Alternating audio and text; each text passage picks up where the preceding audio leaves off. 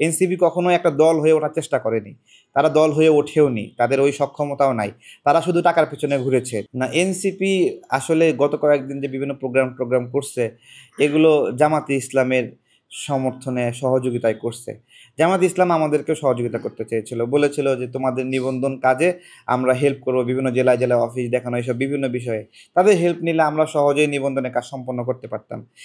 এই সহযোগিতাগুলো আমরা নেইনি, আমরা চেয়েছি একটা দল হয়ে উঠতে।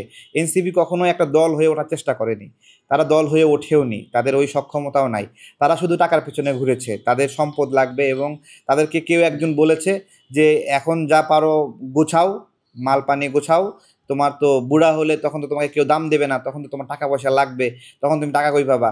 সো এখনই যা করো, একটা ব্যাকআপ গোছায় রাখো। ওরা সেই ব্যাকআপের পেছনে ছুটছে, যার ফলে ওদের রাজনীতিটা দাঁড়ায় যায়নি আর কি। ক্যাপাবিলিটি থাক না থাক, নির্বাচন তো একটা হতে হবে, তাই না?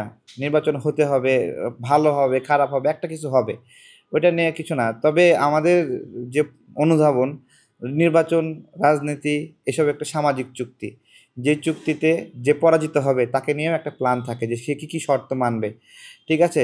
কিন্তু পরাজিত কাউকে আপনার হলো ইকোসিস্টেমের বাইরে রাখলে সে তো আপনার গাইডলাইন মানবে না, তাই না? কিন্তু সোসাইটির সবাইকে গাইডলাইন মানতে হবে, তাকে নিয়ন্ত্রণের মধ্যে রাখতে হবে। ওই যে সামাজিক চুক্তির কথা বললাম, সেই চুক্তির মধ্যে থাকতে হবে সবাইকে।